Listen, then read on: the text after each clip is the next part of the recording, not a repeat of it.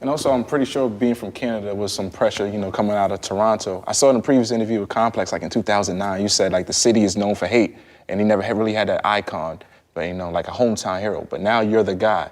Like, how does that feel, you know, being looked on as that person? I think that it's just probably the most important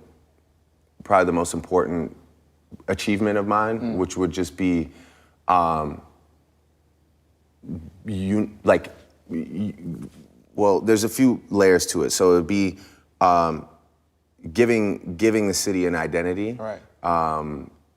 At a time where, you know, I remember a lot of my friends and stuff used to speak with like fake American accents, or you know, if they went and spent like a summer in like Buffalo, they'd be like, yeah, I'm from New York, son. You know, fuck Toronto, man. You know, I'm from Detroit, and they'd go to like Windsor for the night and shit. But like, yeah, it was just a different time. Nobody was really proud to be from here. Within the music scene, like it used to be called the Screwface Capital. We just had this thing where, like, I don't know, we was wanted to. I think everyone was just waiting and being like, "Yo, will it ever happen?" You know, and so you get a bunch of people kind of just competing at the same level for the same shows and the same radio spots and stuff, and it breeds a lot of headbutting. And yeah, I think as we started to rise, the biggest thing and the most important thing was that everyone else got to see that it was possible. Because at the time, the pitch was far-fetched. Like, okay, so you're telling me this Canadian Jew child actor is gonna be what? Is gonna be like someone that we say is in our top 5, top 10, whatever. It's like, it was a hard sell. Yeah. And I think that it took me probably being the furthest candidate and making it happen for everybody else just to realize, like, you know, it's like, even with like, man, all these guys, like you look at the footage of Abel downtown Toronto singing, you know, back when he was just roaming the streets and, you know, and just up to no good, but just had raw talent. And, you know, Tory Lanez, who used to be like outside like shopping malls trying to battle people and shit. Like, you know, all these people had drive, and all these people had talent. And I think that just the realization that it's possible was extremely important. I don't credit myself for anything other than that. I don't credit myself for just opening that next chapter in everyone's minds where it's like, all right, like if this person can do this, I can do this too. That's the only thing I ever want to take credit for when it comes to, you know, when it comes to whatever impact I had on other artists from the city. Because I truly believe that all these people deserve to be where they're at, and you know, probably would have found their way. But I think that moment was a turning point for everybody. Like, yo, this is crazy, and like I gotta get, like I know I can get there too. So that was big, man. That was big for. You think Take Care was the first bridge of bringing that to the table? Like, so do you feel like Take Care, you kind of took control back of your career in a sense and built you and 40 building your sound? Yeah, I think I just like really came back home, you know, after running around with Wayne on God knows how many tours and studio nights, and yeah, just kind of came back home and reconnected with my friends, reconnected with, you know, 40. Sonically, we reconnected, and just realized that we have a true opportunity to, again, establish ourselves separately from everybody else.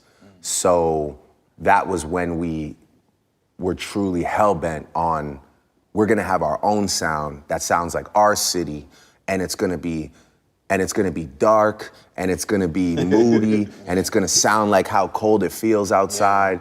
And of course, Oliver, being the genius that he is, goes, well, look, I got this kid, come downstairs in the rain and listen to this kid, his name's The Weeknd. And like, you know, so that was a huge thing, was just like, you know, realizing that there was just other kids cooped up in this dark ass studio, cooking up dark music, you know, and and again, like I remember even like during those times, like just being inspired by different things. Like I remember when Abel first played me Dirty Sprite 1, and we were just like, oh man, this is happening in Atlanta too. Somebody's on, and it was just, it was over. Like, like no disrespect to, no disrespect when I say this, but like, the days of like just trying to get like a pop smash with Alicia Keys on the hook was like, it was over. Yeah. I didn't want that anymore. The R&B. I didn't need a shiny big, I just needed something that like I can look back on and say, that's me. That's me and my friends and my city and my people. And I think from there I've never strayed from really I think that's that. the thing you don't get credit for. You kind of redefine what a hit is, in a sense, right? Because you're this chart topper, but you listen to these songs, they're not like what we were taught were like, some of them are, but some of them aren't. Most of them aren't like what you would think the radio single is. Do you think you sort of redefine what a hit is with your consistency? Yeah, I mean, I don't know what we were thinking at the time when we decided to drop Marvin's Room as like a lead single. Right. So yeah, I definitely think that we've always kind of, I guess, broke the mold in that regard, and it just continues. It continues. I mean, even all the way up until God's Plan, right? Like God's Plan was a song that I recorded like on a whim in my condo and thought nothing of it. I only had the first verse and the hook. I sent it to Trippy, and I was like, yo, maybe this could work for your album. And he was obviously, caught up, busy, whatever, doing his thing. And I know people punish him for that. They shouldn't punish him for that, though. Sometimes artists send a song. I was looking through my text the other day, and Young Thug sent me that Lil Baby song to get on, and I was so mad because I just Lil Baby off So Much Fun. He had sent me, he had sent me like 12 songs, but in that 12-song package, Lil Baby was in there. I was like, damn, that's like one of my favorite joints on the album. How did I not get a verse off on that? But yeah, I sent it to him, and whatever happened, it didn't really work out that way, and then it leaked. And people forced my hand because they were like, yo, that shit sounds hard. And we had to rush and turn around because I was worried that another artist was gonna get the version and just start laying like random verses on it, which back in the day was a huge hustle for people, getting leaks with like one verse idea leaks, and then like a random artist off like, whatever would just be like, yeah, this is me and Drake's new shit. But yeah, so we rushed. Like I remember like that night when the clips came out, and I think it was like around New Year's Eve, right? And we were rushing to try and turn it around in the next 2 days. And I remember I just was like, yo, I have to do a second verse. It has to be hard. And I did the line, the line of the song, I only love my bed and my mama, and when Noel put the drop on that line, I was like, okay, yeah, maybe. But even then, I mean, my point is I never could have told you a week before that God's Plan was my single and it was gonna be the biggest song of my career. I never would have known that. My hand just got forced. And it is truly, I do feel as though I can put in the maximum amount of effort. I can use all my heart and my soul, in my writing. But at the end of the day, I am being guided by some other power. I don't know what it is, but somebody likes me somewhere, and that's just the facts, like a lot of this is organic. It's not that calculated. And so, yeah, when we talk about singles not being traditional, it just kind of works out that way. I think we all have a good ear, and there's a core 8 to 10 people that I really look to for opinion. Yeah. And once those people tell me that... Those people, I gotta make that list. Once those people, with one of them sitting right there, for sure. Right. He said I can't mention them. So. Yeah. The ever elusive. Once those people, give me their nod of approval, then, I'm usually comfortable enough to say, well, fuck it, let's try it. And I can't think of that many times where it hasn't worked. Too. That's the thing too. A lot of artists get to the point where they're successful, they don't even listen to even 8 other people's voices. Like they You feel like at this point in your career, you're still willing to take the feedback from your core, from your team. Yeah, I mean, I think I'm way too self-conscious to not like require approval from people who I respect. I'm a very insecure person when it comes to my music, and especially when we're talking about starting a whole new chapter, like what we're working on now. Yeah.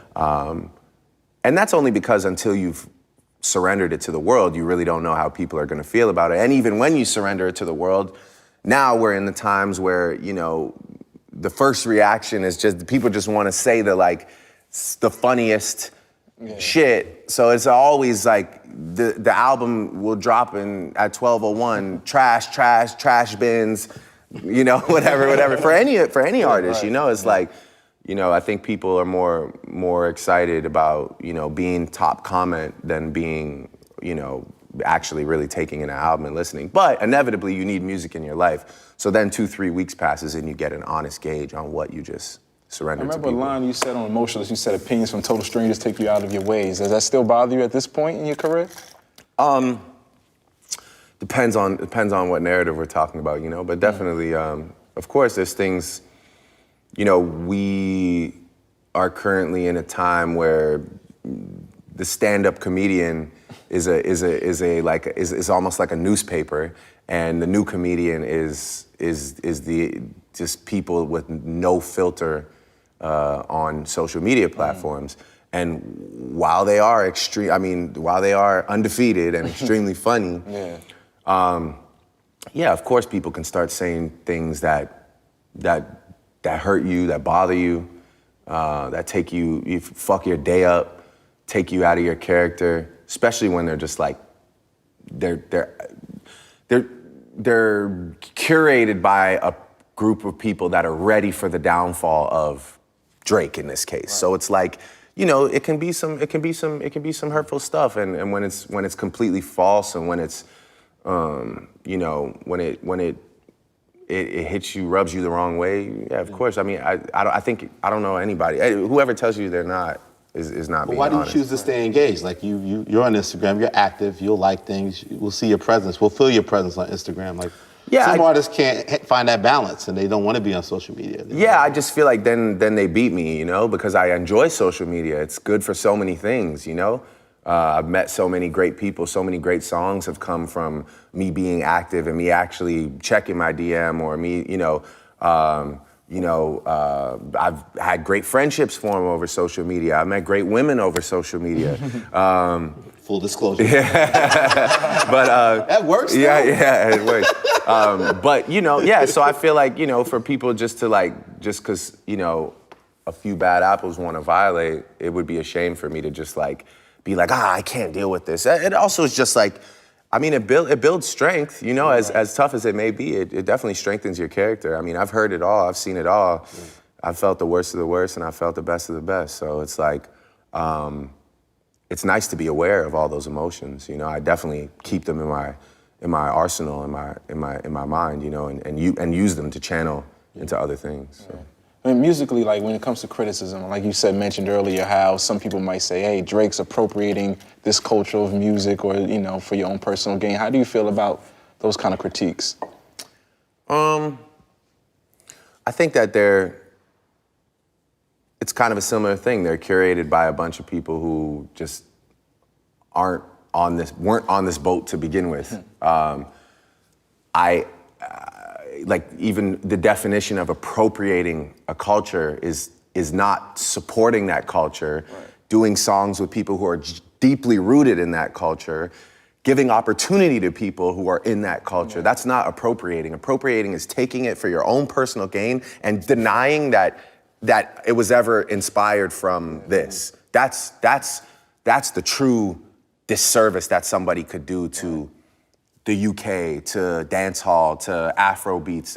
Me, I've always, anytime I embark on one of those journeys, I ensure that I'm not only paying all due respects verbally, but I make a point to give opportunity to people that I respect, It seems like that's been a constant theme throughout all of your albums. You give a lot of new artists looks. Yeah, 100%. I mean, Again, I'm not one of those people that can be inspired by something and be like, oh, well, that was inspiring, thanks. And then like just move on with it, like, you know, under my arm, like running down the field.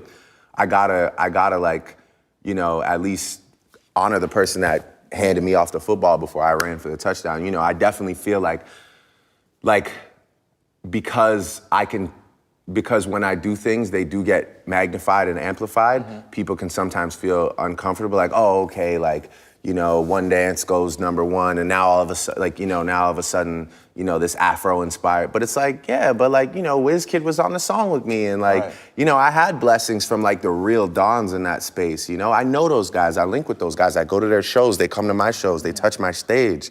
So it's like, you know, the chatter is one thing, but in the community, amongst the real G's that are really doing this shit, I'm solidified for sure.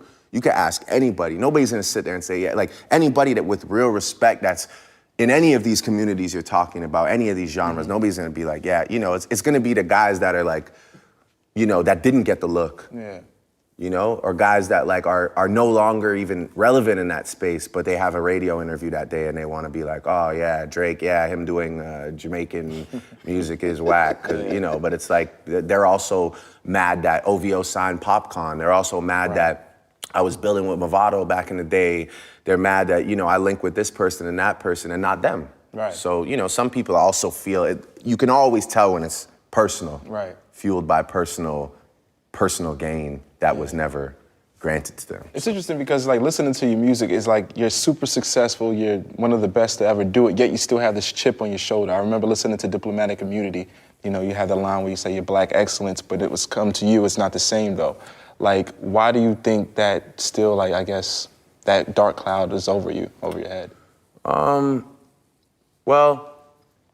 I think I've been in a lot of rooms and in a lot of conversations and just I've felt the other side of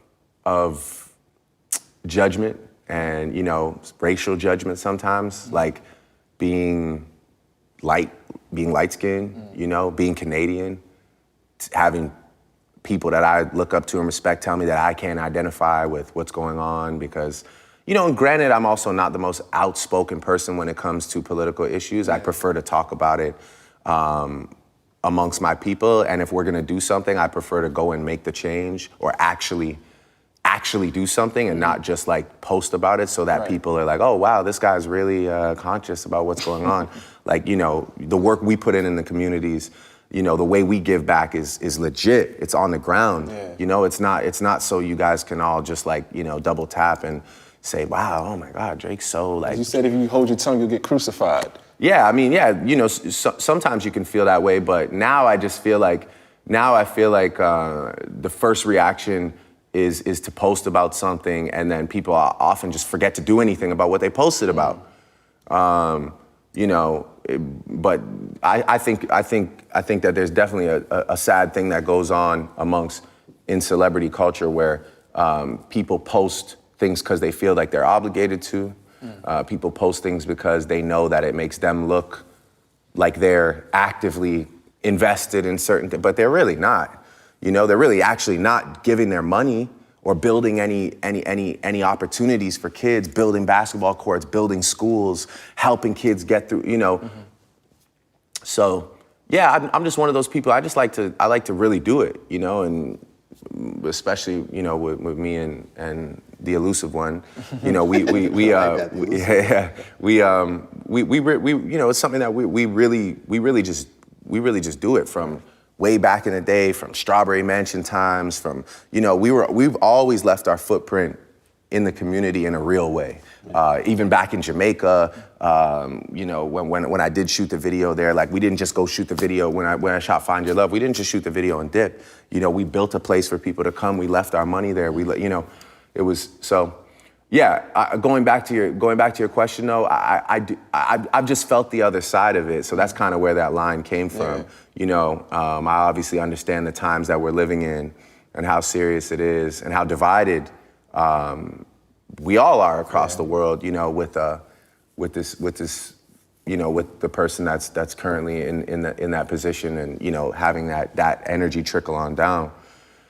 But that line is just me speaking to the other side of things, which is like, sometimes like, some of like my blackest friends can be just as cruel on the other end, by making you feel excluded, or making you feel like you can't get in on this.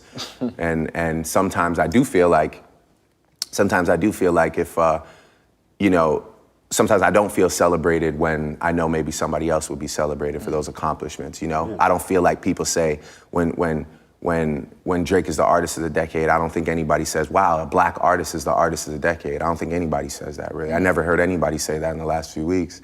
And I associate I associate myself as a black man. So for me, it's sometimes it's something that I just acknowledge and I just keep it moving. But like I said, I feel like if the situation was different, I feel like maybe some of the massive accomplishments and accolades that we've conquered on behalf of all of us, not just me. It's not like it's for all of us, right? Just like how excited I am when anybody else in our space does something great, of course, there's a part of me that wishes that I was celebrated a little more, but I mean, who wants to listen to me cry about being celebrated? What do you rank? I was going to mention, because we talk about Take Care, what do we rank when people celebrate, talk about what records are classics or what albums are classics and those kind of hip hop standards? Like, do you view your catalog that way? Do you view like a Take Care a classic? Like, do you get caught up in that in any way, or do you try to stay objective about it? Well, again, like, I know that there's a narrative.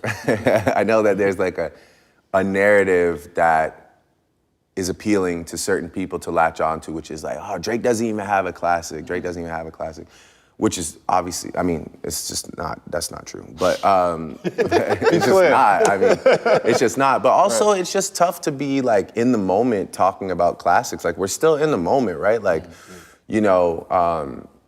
like I have trouble defining what a classic is anymore. To me, a classic would be a body of work that shaped that year and the years afterwards, and had a massive impact on the music being made, on the culture, So in that regard, like, yeah, for sure, I think I have classic albums, Which one? So Far Gone, Take Care? I think So Far Gone is definitely, it being technically my first, recognized offering. Now, yeah. It's definitely a classic, I definitely think that. I definitely think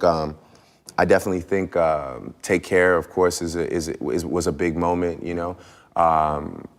was a class. I don't like to give myself compliments, so it's tough for me to say. I need somebody else to say. We'll talk to Hov. Hov loves to debate about where his albums rank, where the discography ranks. Like, to have this output in this decade, do you view your albums as like, these is just where I was at that time and this is my story, but I don't want to judge them amongst each other? In a sense? Yeah, I think they all just stand alone for what they are, and I think when you just look at the year in review of that year, I mean, there's not too many of those albums that you can say that I had one that wasn't important. Yeah. Maybe with the exception of like More Life being a bit of like a bit more of like just an impromptu. Yeah. But like, even for me, obviously, If You're Reading This was a huge moment. And I think as the years progress, Views and Scorpion will also be albums that you just can't really ignore based on the amount of songs on those albums that were important in the space in that year. Scorpion obviously is a high volume album, but it's also like Nice for What, In My Feelings, God's Plan, Nonstop. It's a, I was mad because my favorite Drake album is Nothing Was the Same. Yeah, and I feel that's like my favorite album. Is that your favorite? Yeah. Why is it still your favorite? And I feel like maybe Kendrick's Ascension at the time, was part of it, but I feel like it wasn't fully embraced as I thought it should have been. Yeah, I don't know. As time progresses, I have a lot of people come to me and say, you know what? I like Nothing Was the Same better than Take Care. It's just time has to pass for people to like, I also make music that ages well. So So sometimes you have to revisit some of the projects and realize how, you know, how well they were. Tuscan Leather still goes. Yeah, I mean, the reason why Nothing Was the Same is my favorite album is because of the fact that it was probably my most concise album, and within that concise offering was a lot of great shit. Yeah. So it's like, you know, I didn't need to go make, for example, 25 songs at that time. I think there's like 15 songs on there or something, and it's like, it's a great number. I just like where it sits, and I like the ratio of like, you know, there's not too many songs on that album that I can look back on and say, like, I would have done something different there. You know, I really do like that body of work. Do you listen to some of your old stuff? When I'm making a new album, yeah. Okay. I'll reference it. I actually do this thing where I chart out all my, so I'll write each track list out, and then I'll pick a number. So I'll say, like, you know, like right now I have like this new album up next with Take Care. And I'll say, okay, like if I had to, like, let me take all the songs I have, the batch of songs, and let me start plugging them in places and just see how does it stack up to an album like that. So I often challenge myself in that way, where I'll take an old album and just, you know, if I had to clash that old album with this new album, what would I put where? What would be the intro that I would say, you know, could compete with Over My Dead Body, and what, you know, what's gonna be my Marvin's Room? What's gonna be my headlines? You know, so just trying to, like, using it as a roadmap almost. You mentioned if you're reading this, you know, the intro is legend. You know, like talking about the legacy. At what point did you realize that, yo, if I die, I am a motherfucking legend? Again, I think it was just one of those overly confident statements that felt like a great note to start a album on. I definitely think in the last probably 5 years or 4 years, I've really realized that far after I'm gone from here, that I will be a part of music history. And to me, that is a legendary thing, you know, because there's just so many incredible artists over all these years. And, you know, when I think back of people I used to just look at pictures of when I was like 5 years old, or like, you know, and just to think that like people even mention my name in the same sentence as any of those individuals lets me know that I've accomplished something far beyond probably my wildest dreams, you know.